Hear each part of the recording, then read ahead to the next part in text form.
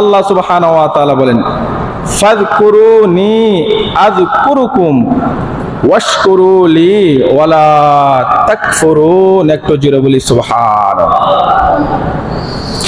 আল্লাহ পাক রব্বুল আলামিন বলেন, ফাযকুরুনি আযকুরুকুম। আল্লাহ বলেন, বান্দারা তোমরা আমি আল্লাহকে স্মরণ করো। তোমরা যদি আমি আল্লাহকে স্মরণ করো, আমি আল্লাহ তোমাদেরকে স্মরণ করব। একটু জোরে জোরে বলি সুবহানাল্লাহ।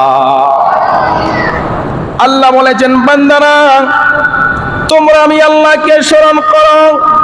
তোমরা যদি আমি আল্লাহকে স্মরণ করো, আমি আল্লাহ তোমাদেরকে স্মরণ করব।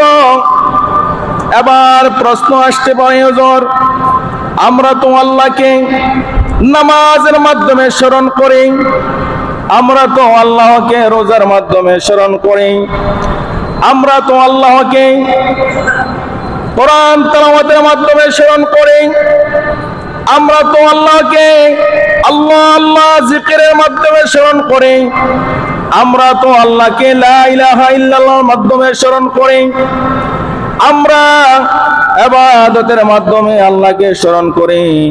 আল্লাহ যে বলেছেন আমরা যদি আল্লাহকে স্মরণ করি, আল্লাহ আমাদেরকে স্মরণ করবে। আল্লাহ তো কোনো নামাজ পড়ে না, আল্লাহ তো কোনো রোজা রাখে না, আল্লাহ হজ করে না, আল্লাহ যাকাত দেন নাই, তাইলে আল্লাহ সুবহানাহু ওয়া তাআলা কিসের মাধ্যমে আমাদেরকে স্মরণ করবে? চিৎকার মেরে বলি সুবহানাল্লাহ। বলেন না আল্লাহু আকবার। প্রশ্ন আসতে পারে না? আমরা নামাজের মাধ্যমে আল্লাহকে স্মরণ করি, রোজার মাধ্যমে স্মরণ করি, হজ যাকাতের মাধ্যমে স্মরণ করি। আল্লাহ তো নামাজ পড়ে না, রোজা রাখে না, হজ করে না, যাকাত দেয় না, প্রয়োজন নাই। তাইলে আল্লাহ কিসের মাধ্যমে আমাদেরকে স্মরণ করবে? সুবহানাল্লাহ বলবেন না? আল্লাহ বলেন, বান্দা ও আমার বান্দী শোনো, তোমরা আমি আল্লাহকে নামাজের মাধ্যমে স্মরণ করো, রোজার মাধ্যমে স্মরণ করো, হজের মাধ্যমে স্মরণ করো, যাকাতের মাধ্যমে স্মরণ করো। আমি আল্লাহ নামাজ পড়ি নাই, রোজা রাখি নাই, হজ করি না, যাকাত দেই নাই। কেন দেই নাই জানো নি? নামাজ আমরা কার জন্য পড়ি? জোরে বলুন, কার জন্য? আল্লাহর নামটা লইতে কষ্ট হয়। জোরে বলুন, কার জন্য? আল্লাহর জন্য। রোজা আমরা রাখি কার জন্য? হজ আমরা করি কার জন্য? যাকাত দেই কার জন্য? তো আল্লাহ যদি নামাজ পড়ে, আল্লাহ কার জন্য নামাজ পড়বে?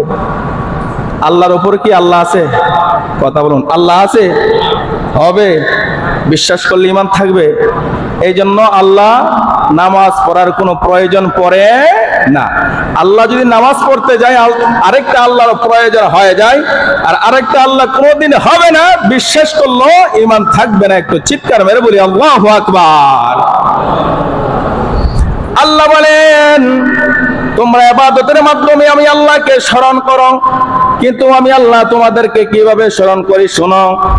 আমি আল্লাহ সুবহানাহু ওয়া তাআলা তোমাদেরকে স্মরণ করি তোমাদের অভাব অনটন দূরীভূত করে দিয়ে, তোমাদের বালা মুসিবত দূরীভূত করে দিয়ে, তোমাদের পেরেশানিকে দূরীভূত করে দিয়ে, বিভিন্ন ফিতনা ফাসাদ থেকে তোমাদেরকে বাঁচানোর মাধ্যমে আমি আল্লাহ তোমাদেরকে স্মরণ করি। চিৎকার মেরে বলি সুবহানাল্লাহ। আল্লাহু আকবার বলবেন না? আল্লাহ কি, আমরা যদি বলি আল্লাহ আল্লাহ, আল্লাহ কি বলেন আব্দুল করিম এরকম ভাবে জিকির করে না।